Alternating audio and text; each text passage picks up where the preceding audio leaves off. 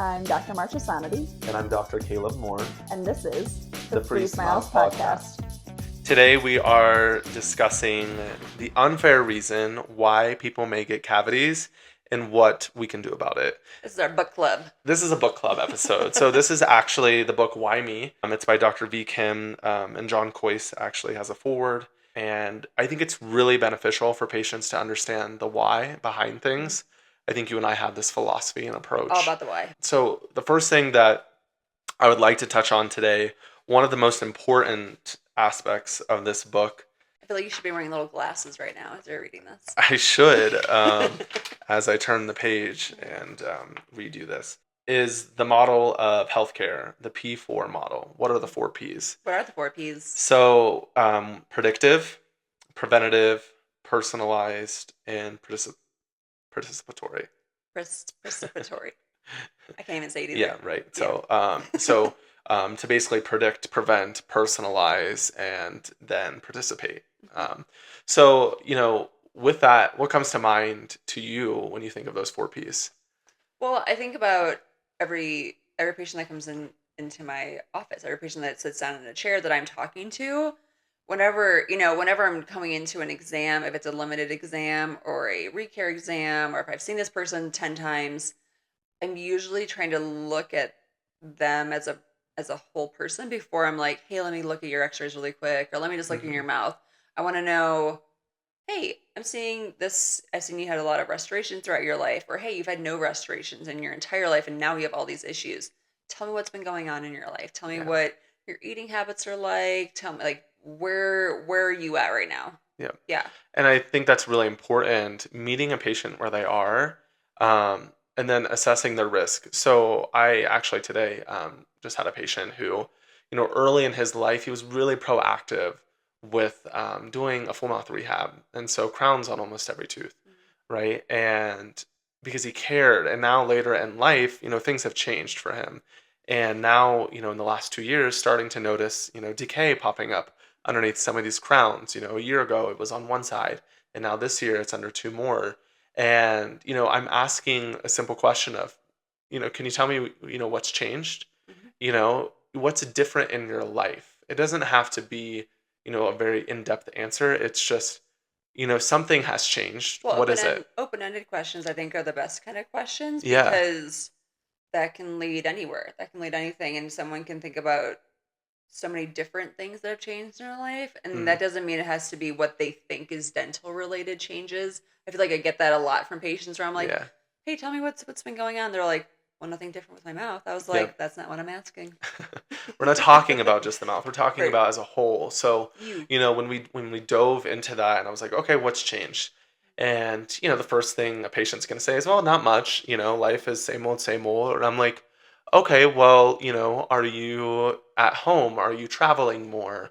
What does your diet look like? And they're like, oh, well, actually, I was in Argentina for the last 4 months and I didn't bring my water pick, or I've been eating more desserts every day. I'm really, trying to ingrain myself in the culture. So my diet has changed.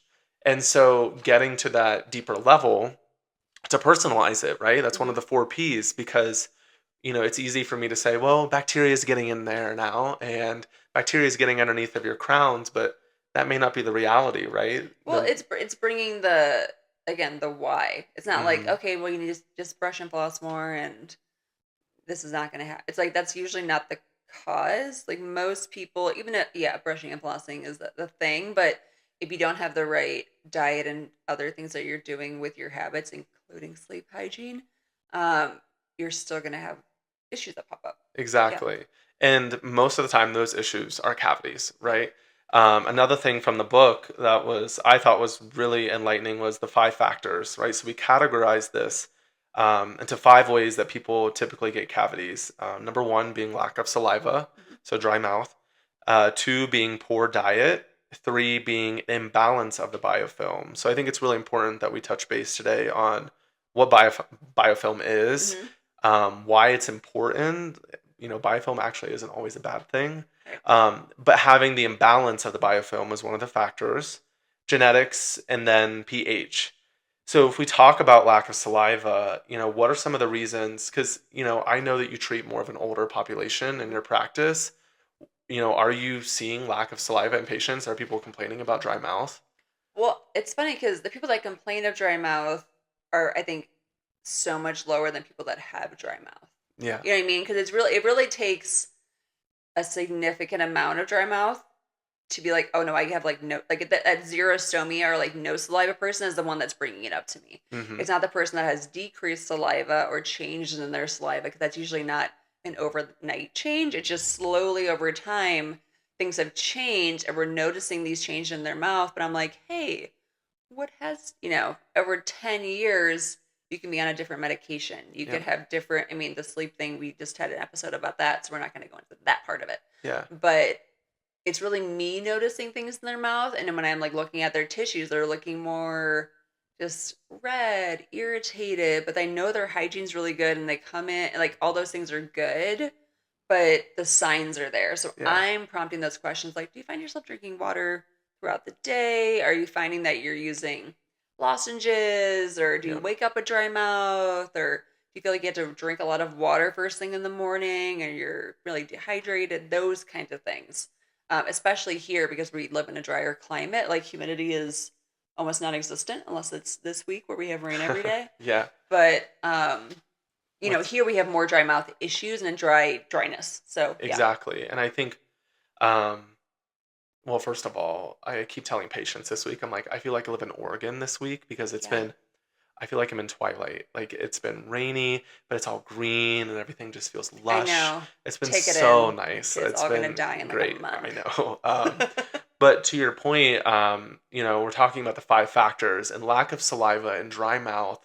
When we talk about medications, right? Like, high blood pressure medications, or even something as simple in an area like we live in, allergies are so Antihistamines. prevalent. So Mhm. people are on these antihistamines, and I'm like, okay, well, what's changed? And they're like, well, no, I mean, nothing really. Like, I'm eating the same. I'm, still working out, like, still flossing and brushing, but I'm like, okay, well, anything else? And like, no, well, maybe my allergies have been acting up more. Okay, well, are you taking Are you anything for taking more that? things? Right. Yeah. So I think, and then it's what I love about what we do. It's not black and white. Like you said, asking those open-ended questions, because for me, I love when we get to that like real why. Like when we Yes. ask all these questions and I It's feel the like aha. a little detective. I'm like, aha, Mhm. there it is. Because it may not be, the allergies that the patient thinks it is, or the antihistamines. It's now that you have the dry mouth, like you said, you're supplementing with, these little lozenges or these little candies, right? Mhm. And what is the byproduct from that, Yeah. So it's getting to the why. Right. But, when we talk about lack of saliva and it being one of the factors, what are you recommending to patients who have lack of saliva? How are we managing that? Yeah, so I get there's a lot of things I could recommend, and it just depends on the situation. Exactly. So no matter what the situation is, I'm always talking about a pH balancing Mhm. rinse. So there's a few different options, few different products. There's also, and this is the one thing I did love about the CTX line, was their dry mouth spray, because it was Yeah. xylitol based, and it was the one thing that I actually heard from patients of mine who literally had like xerostomia after like cancer and radiation of the head and neck. Then I got feedback that it actually helped Mhm. reduce their dry mouth, because I think certain products, not to like name certain ones, but there's certain ones that are just lubricants that I've never heard good things about, and they're like the go-to because that's what's at your drugstore. Yeah. But I think pH balancing is a huge part of it. How much water are you drinking? Are you hydrated enough? And then just those supplemental things, certain products like that. Something that was very enlightening to me from the book. So this is directly from Wyme. It talks about the CTX spray Mhm. versus like another spray like biotine, right? Yeah. When we talk about pH, and we're going to get into that, it's one of the 5 factors, but it's so important. But when we offer these products, like, oh, just go pick up some biotine from the store, Ugh, I never say it. it's at a pH of 6. So the biotine's at a pH of 6 Right. versus the CTX spray is at a 9. Yeah. Right? Yeah, I was thinking 8.5, but Or that's perfect. no, It's even yeah, better. it's Yeah. literally at a 9%. So Mhm. when we talk about these numbers, and what they mean, we want a more alkaline. When we talk about this, it's a scale of 1, and then 7 being, right in the Neutral. middle, neutral, and then you go up to 14, which is more alkaline. Yep. And when we're in that acidic environment where cavities happen, it's usually around that 5.5. Yeah. But if you have root surface exposure, it's actually like 6.5. 6.5, right? So if you have recession, you're more prone to having those issues. I actually just treated a patient recently. Came in, has some recession. We're not getting into the root cause of that. Yeah. And I was like, I just Root saw him cause. like, root cause. That really should be the name of our podcast. We should change it. And I was like, I just saw you like it wasn't that long ago. I saw him for his last cleaning. And I was like, these look different. I'm glad we take photos, we take a scan, we take like whatever it may be. And I'm like, no, that wasn't like that last time. Yeah. And I'm like, and it doesn't take, like, I had to tell him like, hey, like, it doesn't take much for these root surfaces to become decay. Oh, yeah. Literally, it's a 0.5 difference of what your neutral saliva is. Yep. And that's why, I think that's why I'm so adamant about talking about recession with patients, especially if they're young and have it. And when they get older, because once you have other issues with saliva, Yep. Here we go. Yeah, and when we're talking about, saliva and how beneficial it is, right? It's not just, we talk about older population, right? And we usually associate them with dry mouth. So, what do we typically see in an older population? It's more recession, more root surface exposure, and dry mouth. So we recommend this biotin that is at a 6.6. Well, 6.5 is when you're noticing breakdown of the root surfaces that this patient most likely has generalized throughout their mouth. So we're just giving them a tool that it's allowing them to Right. have It's more like cavities. telling someone like, oh, you have dry mouth, go drink some Coke. Right. No, it's Yeah. not good, So, and then, but, to the point of overall the cause of lack of saliva, it can happen to young people too. Yes. Like you said. Yeah. Because they might be on antidepressants, right? Or Oh, it's a huge part of it. Yeah. and so then they're noticing lack of, saliva, and then they're getting more cavities, and like, what is going on? Well, I'm also wondering now as we're sitting here, like, how does like vaping and smoking affect dryness in your mouth? Oh, as it does. Well? You know what I mean? So It we absolutely have more of a does. population that does those types of things. Like, it's not like polypharma, like your traditional old patient that's been on all these medications and then they have reduced saliva. It's young people that have it. And there's also the mouth breathing thing, which can just throw off your entire pH of your mouth and give you more perio issues, all that stuff. Yeah. Yeah. So I wanna transition into the second cause, which is poor diet. Mm-hmm. This is very complex, and when we talk about diet, it's not just what you're eating; it's when you're eating it, right? And How often you're eating it. exactly. So how often you're eating it, and there's a lot of nuances with that, and we've touched base on other episodes, but basically, when we think about a diet, right, and what's healthy for us, people think, okay, I want no processed foods, I want no sugar, that's really healthy for me, right?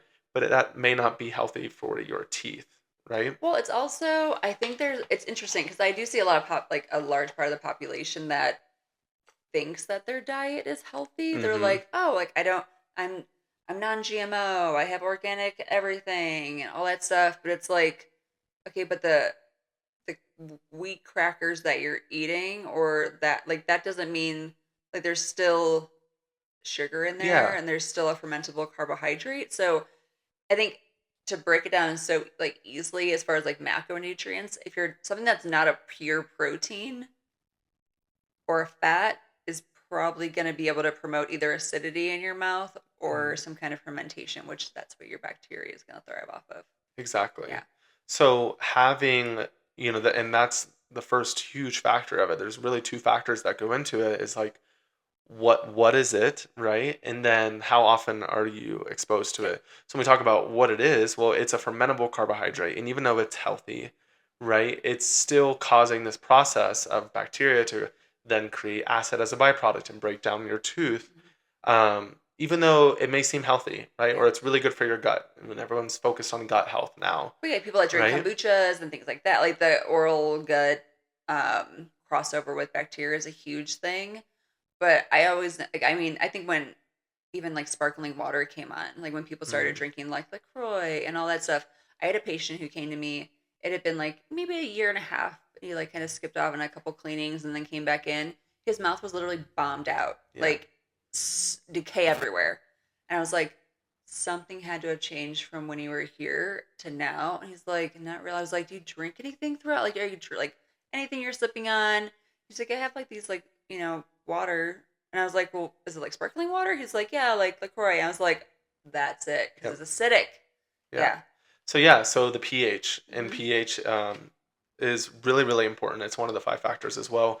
But when we talk about pH, we talked about how it correlates with diet and its frequency. So when we eat these foods that lower the Yep. pH, right, it lowers the pH for, let's say, 30 minutes, right? And I then think it's more than that. So I think the average, and this is just like maybe one study that says it, but the average, and if you have good saliva, there's also a whole thing about that. Like yeah, your components of your saliva are different between everyone.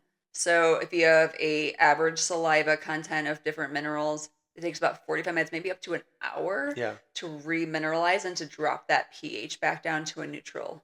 right. So if you think about, and this is like coffee. Coffee is a huge thing that I talk to my patients about because everyone thinks like, oh, I drink water throughout the day, I'm fine. But I was like, well, during like the morning, do you have like, do you drink coffee? Like, do you have Yeah. anything like? And they're like, oh yeah, I'm drinking coffee. I'm like, well, if you wake up at 7, you have your coffee at 8. What time would you say you finish your coffee? They're like, probably like 11.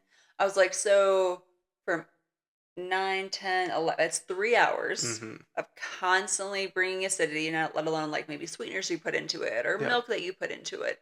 And then you're having lunch. And then after your lunch, you might have maybe a matcha or something. It's Yeah. like there's no point in your day that you're not putting something in your mouth. It's funny that you mentioned the coffee because people look at me like I'm crazy because I don't Chug drink it. I don't drink coffee every day because it really gets me wired and I don't like that feeling. But on the days that I do drink coffee, I chug it like Yeah. so fast. I try to drink it on my way to work, which is No, about I'm 30 just minutes. like Yeah. about 30 minutes or less, like Yeah. I'm chugging that coffee. And my partner will look at me and be like, "Did you finish your coffee already?" And I'm like, "Yeah." Like, "What do you mean?" Yeah, done. No, like I'm not in the business of having my, pH levels dropped for hours on end. Right. I'm drinking this coffee, we're getting it over with. Yeah. So, Stimulant done. that really is an important factor. And I think, like you talked about, it can be very sneaky. The ways that we lower pH, people don't really realize that even if something, people think, because it's a known fact that sugar is acidic, right? And it lowers the pH. Mhm. So people think things that don't have sugar, right, may They're not. like, oh yeah, I don't eat candy. That's the Yeah. thing. Well, I think that's just like a thing we think about because, like in the old Crust commercials, there was like this, or at least when I was growing up, there was those things about like, oh, if you're eating like it show you like sugar, like a sugar thing, like an actual Mhm. sugar cube, and that's what causes cavities. But I think most things now in our modern diets are acidic. Acidic in nature. Yeah. So, Yeah. and if we're snacking on them all day long, then we have this, if you look at a graph, right, it's going to dip and then it's going to dip again and it's going to dip again.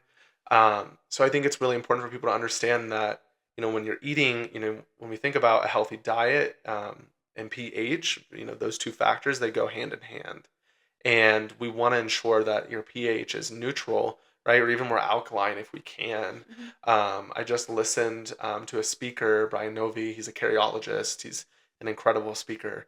But he talked about something that he recommends for his patients who are struggling with cavities.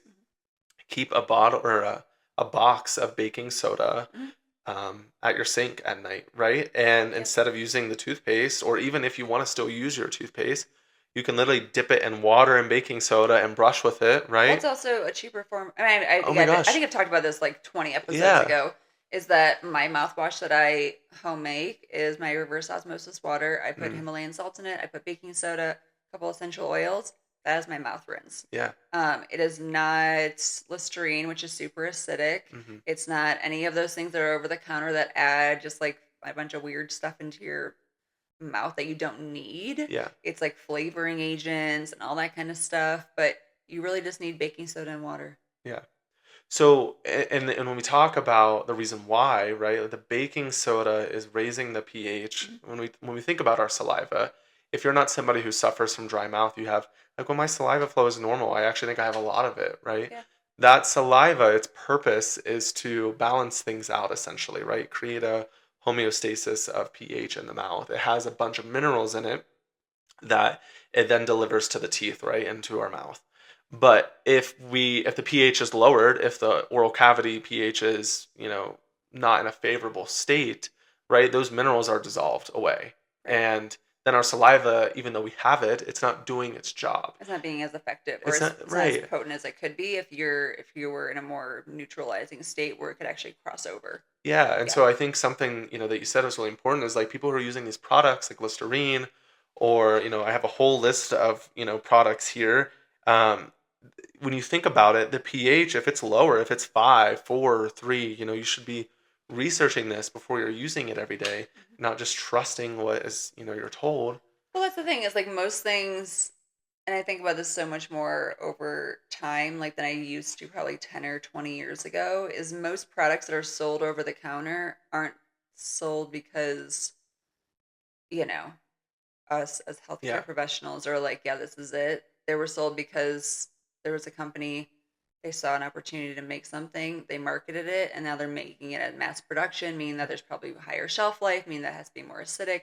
Like a lot of these things that we're purchasing that we think are just like gold standard things that we need in our healthcare routine are just extra products that we're just kind of convinced that we need to buy. exactly. Yeah.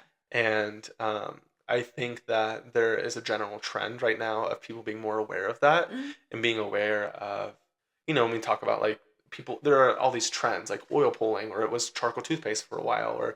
there's these trends that people are becoming aware of. But the thing that I love about that is people are, waking up to like, hey, is this product actually helpful for me? Right. What are other people doing? Mhm. And, is it beneficial?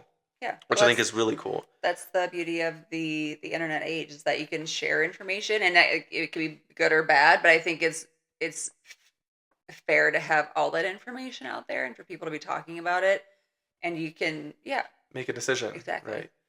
Um, and then moving into, the last two factors, I think they go hand in hand, is genetics and an imbalance of the biofilm.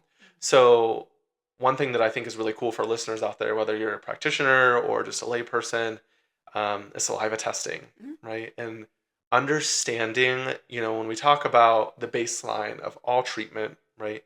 It's like getting blood work done. If you think, oh, maybe my cholesterol's high, or I've been feeling a little bit off, the doctor's going to say, let's test your blood and see where your levels are at. Well, we can do the same thing in the mouth, where we do a quick swab and we send it off to a lab, and they can actually test your genetic predisposition for bacteria that may be harmful, whether that's for cavities or also periodontal disease.